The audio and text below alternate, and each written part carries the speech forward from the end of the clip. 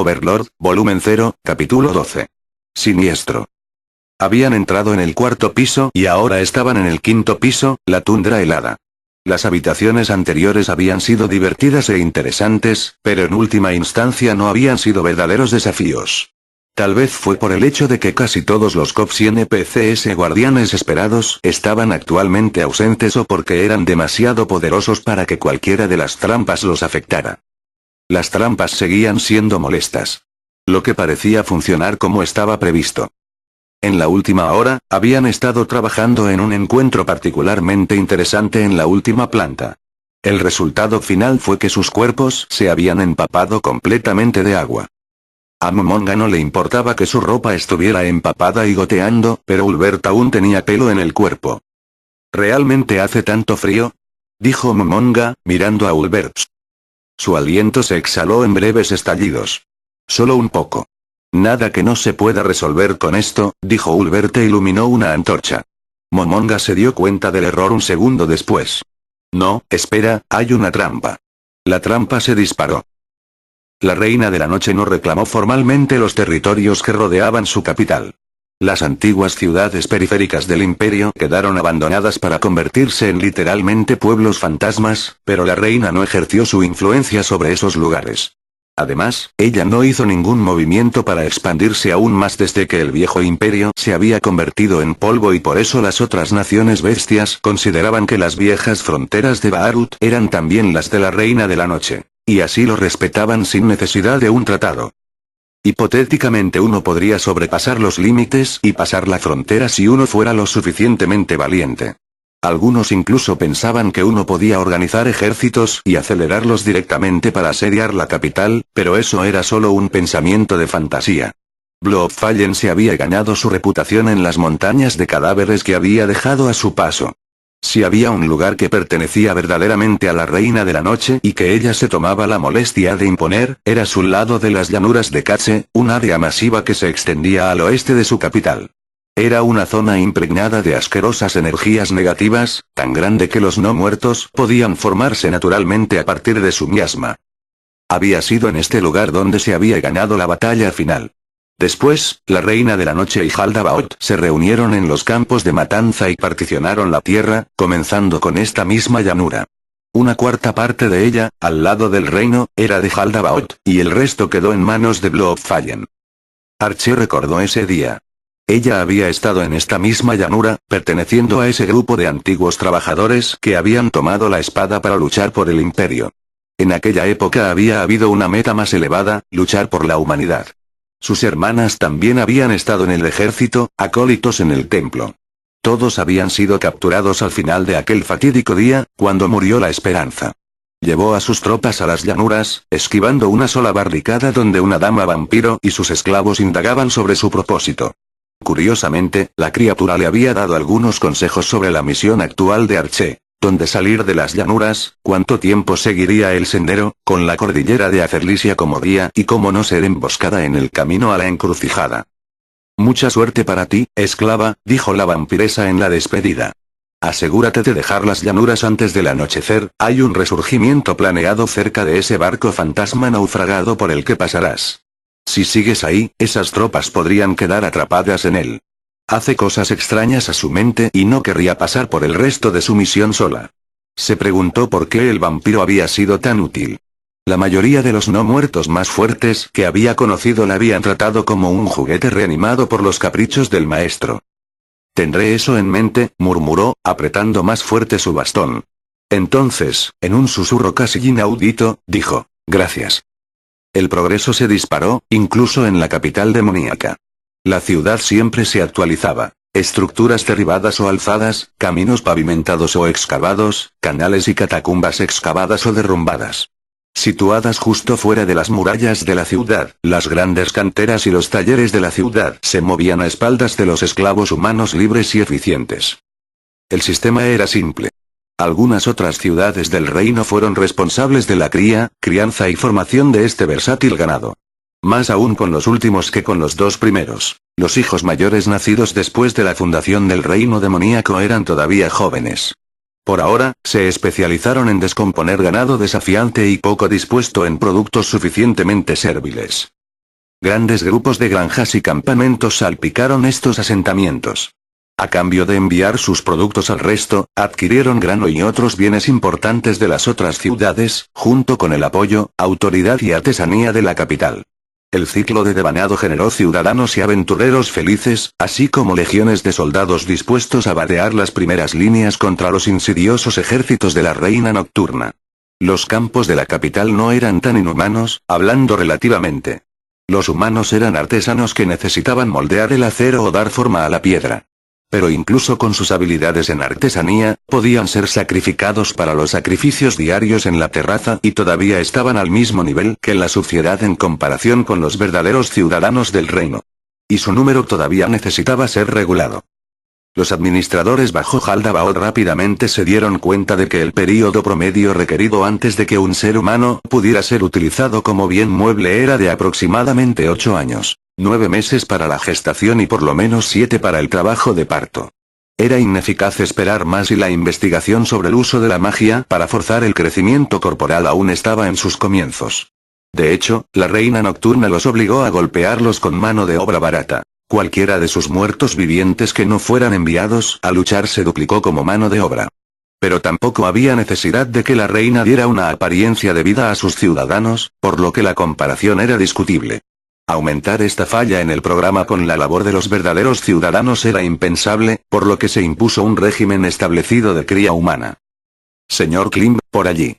El hombre se detuvo en el martilleo de la piedra que tenía delante y miró hacia donde su compañero había señalado. Emergiendo de la dirección de la ciudad, había una pandilla de humanos desnudos, todos ellos claramente femeninos a primera vista. Una docena de otros obreros estaban lo suficientemente cerca como para oír el susurro, pero no se detuvieron y miraron boquiabiertos. Un capataz estaba de pie muy cerca, con el látigo ensangrentado listo para partirse. El hombre llamado Klim pronto volvió a su trabajo y vio la llegada de las mujeres por el rabillo del ojo. Los guardias que escoltaban la carne fresca forzaron a las mujeres encadenadas a entrar en las áreas de vida. Sabía que serían arrastrados a la tienda de los supervisores, donde serían procesados, luego enviados a los círculos reproductores, donde esperarían hasta la noche. Era el protocolo habitual y Klim lo había visto pasar muchas veces antes en las otras ciudades. Los sementales escogidos serían llamados a esas tiendas, donde se les animaría a criar con estas mujeres todas las noches hasta que estuvieran seguramente embarazadas. El estrés reprimido de unos días de trabajo duro era suficiente incentivo, pero a veces la fuerza era necesaria. A los desobedientes se les dio un golpe, más y fueron enviados sumariamente a otra parte. En un lugar muy peor. Klim miró a la última de las mujeres desaparecer de su visión. ¿Quieres que se lo diga al supervisor?, preguntó el hombre que había señalado a las mujeres. La cara de Klim no traicionó nada mientras trabajaba en silencio. Pero él había oído la pregunta y estaba considerando cómo responder.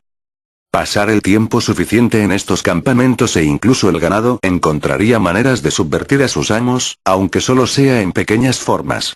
Los demonios que servían directamente a Jaldabaoth eran inmunes a tal intriga, pero eso no les servía a sus subordinados demi-humanos.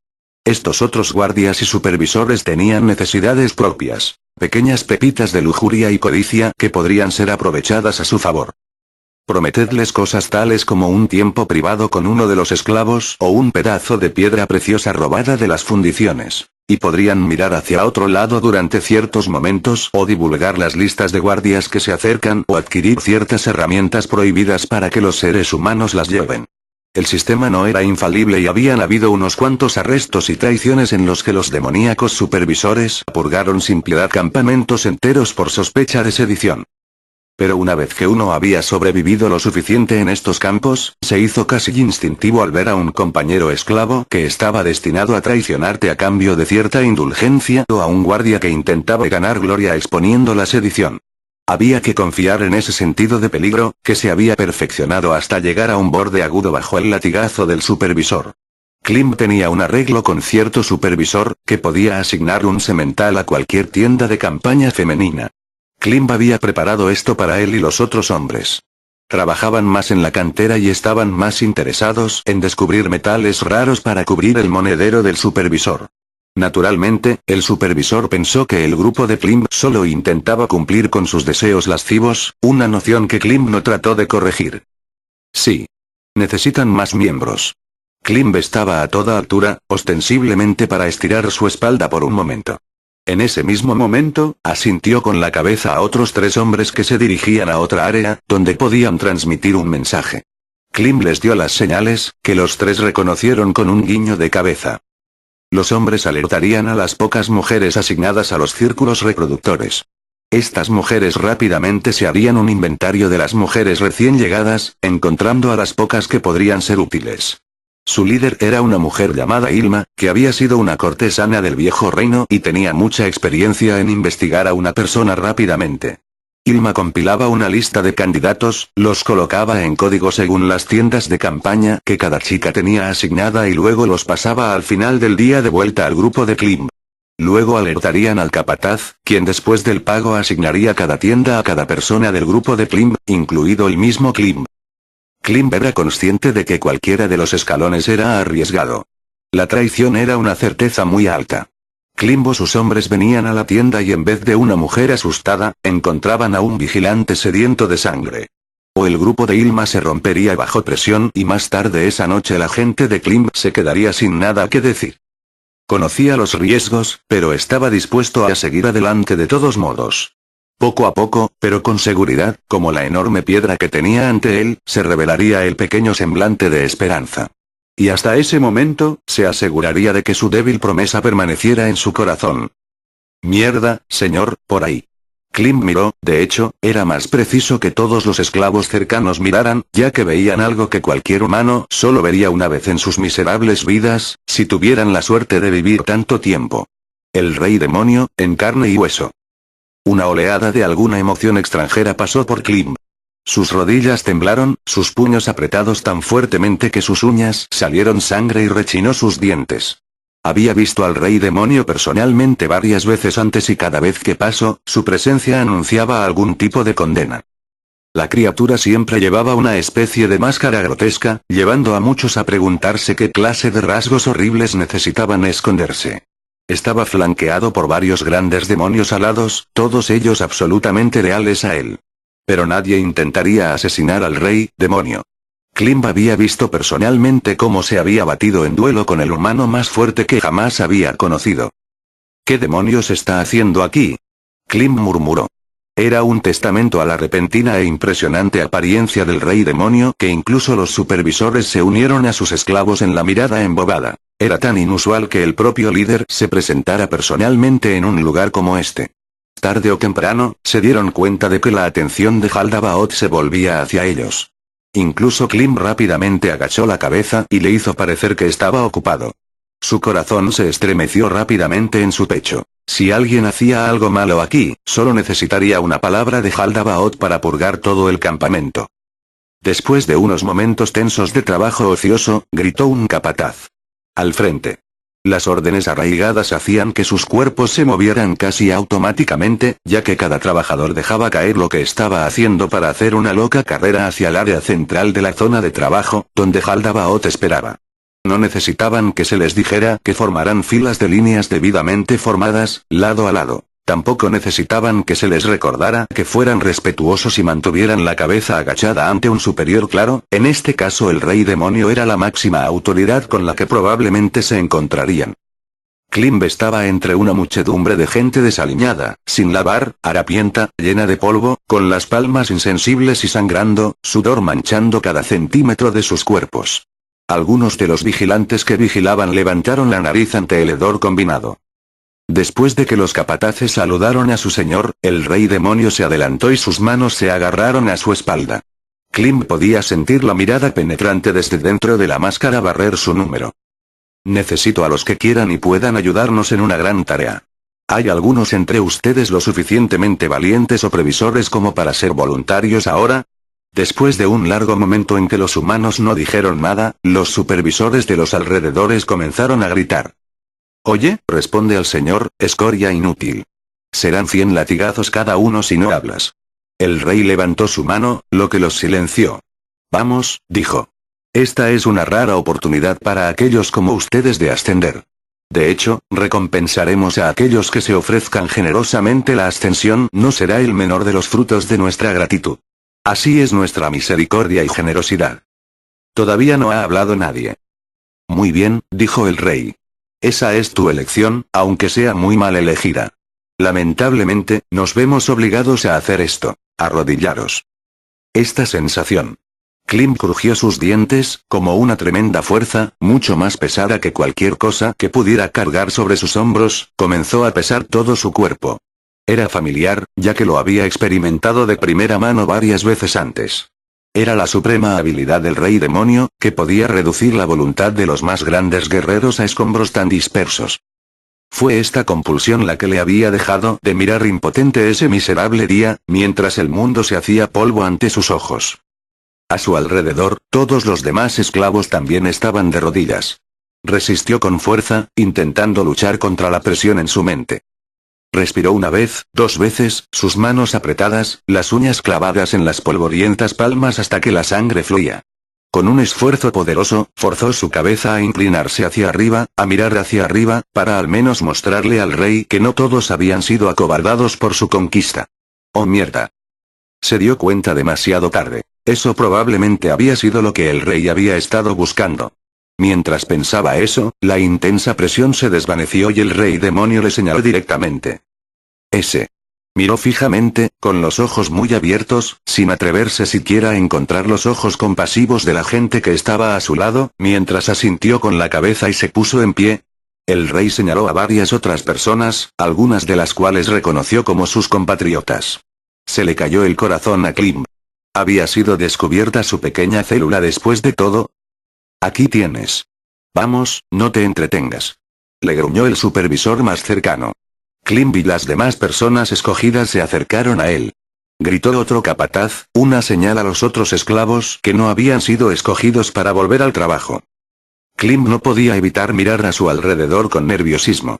Aparte de algunas excepciones, casi todos en su grupo habían sido elegidos por Haldabaoth. Años de trabajo por el desagüe, si sus temores eran ciertos. Solo esperaba que nadie del grupo se rompiera bajo la presión y derramara sus secretos. «Milord, ¿a dónde enviamos a estos?», preguntó el jefe de la misión, un demonio. «Supervisaremos su traslado», dijo el rey demonio. Parecía estar sonriendo mientras miraba fijamente al grupo. Cualquier pensamiento que pudiera ser espigado quedaba encerrado detrás de esa siniestra máscara. La nube de polvo se asentó, revelando la extraña forma que había en su interior. Los guardias del puesto de avanzada llevaban 5 minutos observando cómo se acercaba la cosa. Se habían maravillado ante la aparente velocidad de la cosa, desde el puesto avanzado podían ver cientos de kilómetros de llanura hacia el borde del bosque del terror en la distancia. Habría tomado hasta los caballos más rápidos por lo menos 5 horas llegar a este puesto avanzado. De hecho, ¿cómo han encontrado este puesto avanzado? Estaba muy hábilmente escondido de acuerdo con las especificaciones del rey demonio y solo aquellos que le servían conocían su existencia. Para estar seguros, un rápido mensaje fue enviado al puesto de avanzada más cercano con respecto al extraño objeto. Que parecía ser algo blanco, montado a horcajadas por 2 humanos. Los guardias se miraron el uno al otro. El misterio se profundizaba con cada segundo. Uno de los guardias, un hombre lagarto con una vista más aguda, describió a los humanos. Uno de ellos era una cosa semidesnuda, con una extraña máscara y aparentemente no tenía armas visibles. El otro era un hombre viejo y barbudo vestido de mayordomo. Las descripciones de nuevo les hicieron rascarse la cabeza. ¿Qué demonios estaba pasando? Entonces el viejo se acercó. Esto puso a toda la asamblea en guardia. Tenían sus órdenes. Mantener la presencia de este puesto era de suma importancia para el rey demonio. Nadie estaba exento del escrutinio, especialmente los seres humanos a quienes no se podía confiar un trabajo tan delicado. El anciano continuó avanzando. Uno de los guardias vio algo extraño, sin darse cuenta, el extraño objeto que habían estado montando había desaparecido. El otro humano se levantó con sus brazos cruzados. «Alto, en nombre de Haldabaoth», gritó su jefe con la mano levantada. El hombre que se acercaba se detuvo, justo fuera del alcance de sus lanzas, pero convenientemente dentro del alcance de su hechicero, que estaba oculto y listo para usar un pergamino de misil mágico desde lo alto de la pared. «Buenos días», saludó el hombre, como si estuvieran reuniéndose en una calle de la capital. «Ríndanse pacíficamente, los dos», dijo el jefe. «Haremos que sus muertes sean pacíficas». «Creo que no puedo obedecer tal petición», dijo el hombre. Para ellos era casi como si estuviera sonriendo. Después de todo, tengo un verdadero maestro. Pero me gustaría informarle de que el mismo maestro ha pedido, respetuosamente, que evacúe este puesto de avanzada. Sí, sabemos que es un puesto de avanzada, dijo el hombre, en respuesta a su aspecto de sorpresa. Puedo garantizar sus vidas si se van, ahora. Especialmente tú, en la torre. Hubo un momento de silencio incrédulo. Luego se rieron, casi simultáneamente. Anciano senil. Dijo uno de ellos con una risita. Viejo, llama a ese hombre, le diremos que sea mejor cuidador de un viejo senil como tú en la próxima vida. Como si en el segundo siguiente, como si hubiera sido convocado, el hombre semidesnudo apareció, interponiéndose entre ellos y el anciano. Inmediatamente, las armas estaban listas y el jefe levantó su mano para preparar la señal. Valió la pena ser prudentes. Estos hombres deben confiar en alguna cosa si querían hacerse cargo de un puesto de avanzada por sí mismos. Tal vez eran esos humanos fuertes que se rumoreaba que se escondían en los rincones más lejanos del mundo, últimos vestigios de una raza servil. ¿Milord? Preguntó el anciano. Tengo que probar algo, Sebas, dijo el hombre semidesnudo. El nombre Sebas hizo revolver a algunos de los guardias, ese era el nombre de un hombre que figuraba en la lista de los individuos más peligrosos del reino. Valía mucho, vivo o muerto. Por supuesto, nadie fue lo suficientemente valiente como para intentar localizar al hombre. Se dice que Sebas estaba al mismo nivel que Haldabaoth. Ahora que lo pienso, ese viejo barbudo se parecía a Sebas en los retratos. Aquellos que lo reconocieron comenzaron a sacudirse en sus botas, preguntándose ociosamente si podían hablar y aceptar su trato. Sin embargo, en el caso de que estuvieran equivocados, sus compañeros seguramente se volverían contra ellos por traición. Su decisión fue tomada fuera de sus manos cuando el hombre semidesnudo literalmente se desvanecía de su existencia.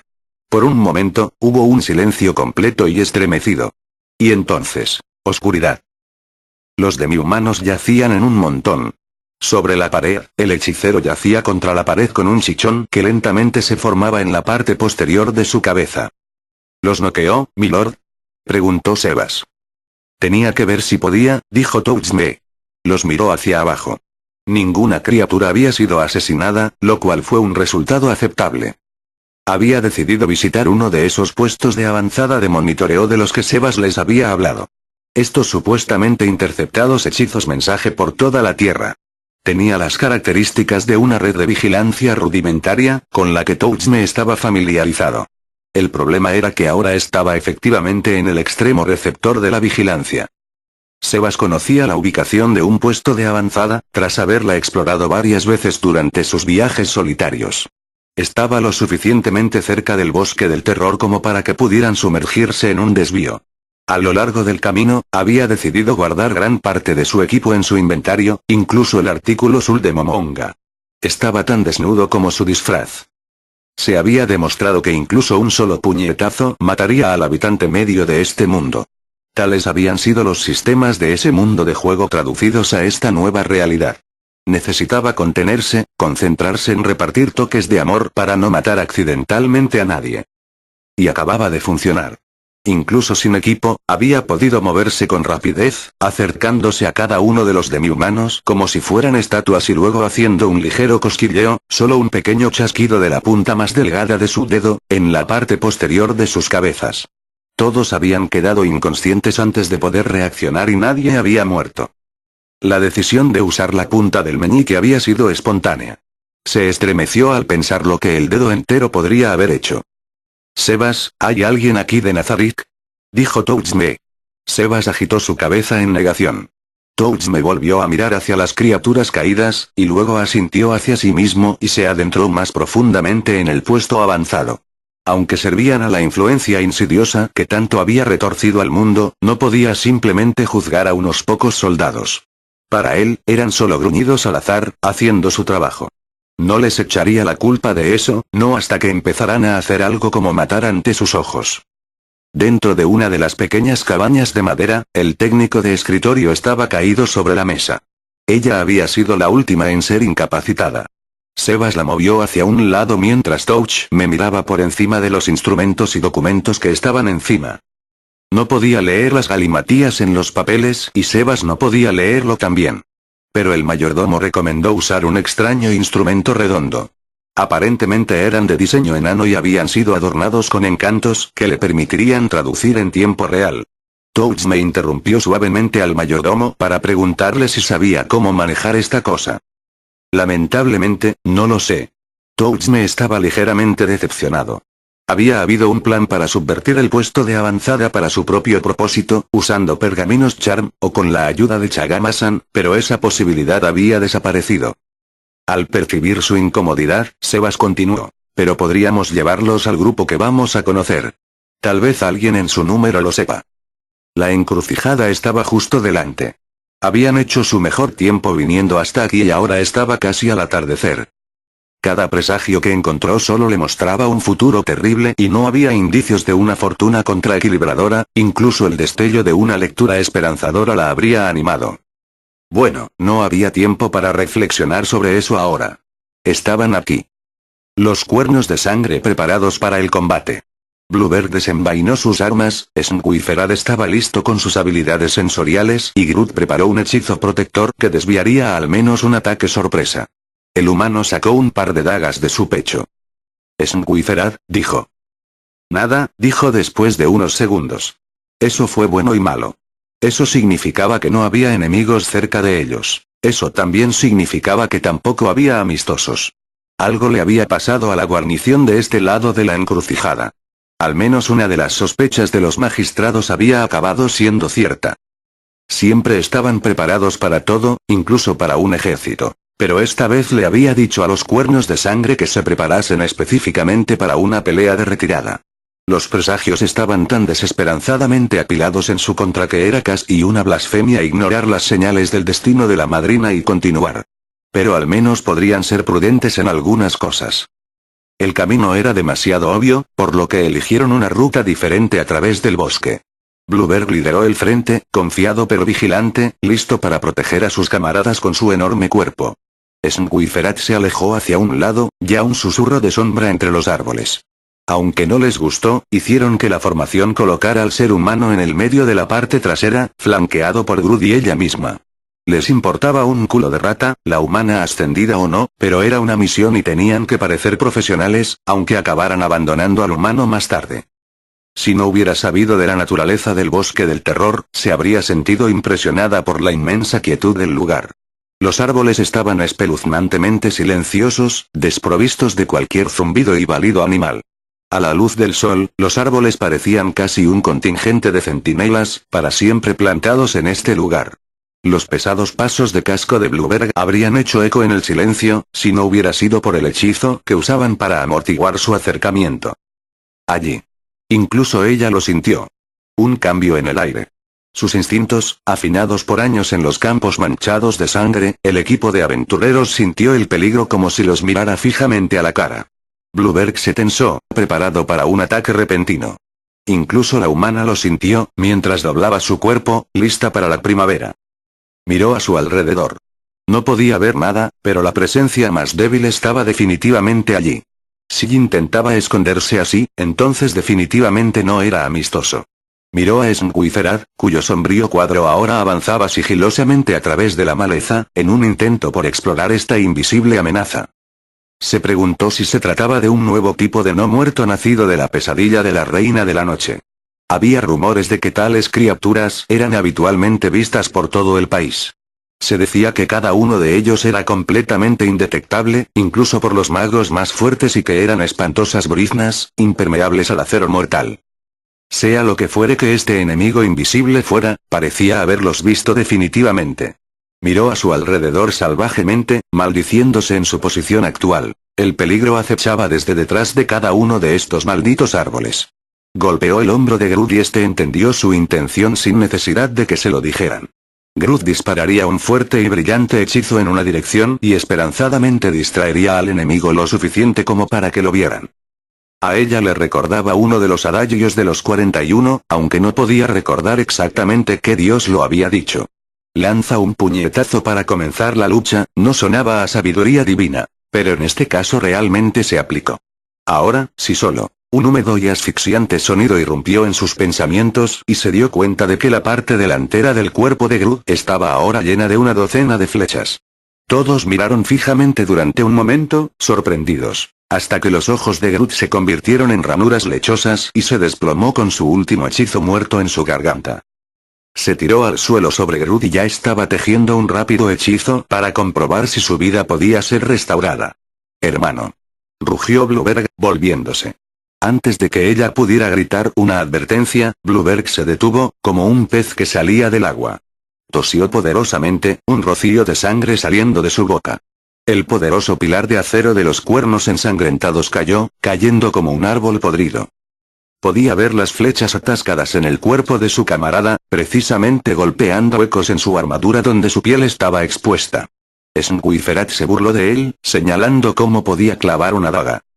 Un aullido resonó y ella sabía que era de Sngüiferat, y su grito era como el de un hombre rata que chillaba su último aliento, aunque su camarada era más fuerte que meras ratas. Y cuando ella miró para encontrarlo, vio allí, en el aire sobre ella, la perdición que el destino le había gritado para evitar. El tiempo pareció que se ralentizaba, a medida que el peso de la realización comenzaba a asentarse. Atrás, grita, pelea. Vive por los dioses. Mañana es siempre un nuevo día, le había dicho su madre. Una vieja bruja cuando finalmente mordió el polvo, pero al menos murió con dignidad. Había intentado vivir según su consejo, pero ahora era discutible. Solo podía mirar, hipnotizada, mientras la muerte se acercaba tan seguramente como el amanecer. El amanecer que ninguno de los cuernos de sangre volvería a ver jamás. Blueberg, que había luchado con trolls en las montañas de su juventud, Groot, que había desafiado las expectativas de su clan para convertirse en un erudito, Sngüiferat, superviviente de 1000 batallas, astuto y valiente. Y entonces, «¿No son cometas?», escuchó un murmullo. Tal vez fue ella. Vio a los 3 relucientes proyectiles navegar cada vez más cerca, sus puntas de flecha brillando más brillantes que aquellos seres celestiales. Era tan parecido y sin embargo diferente, a la imagen grabada en el tarot. «Ellas son Fle.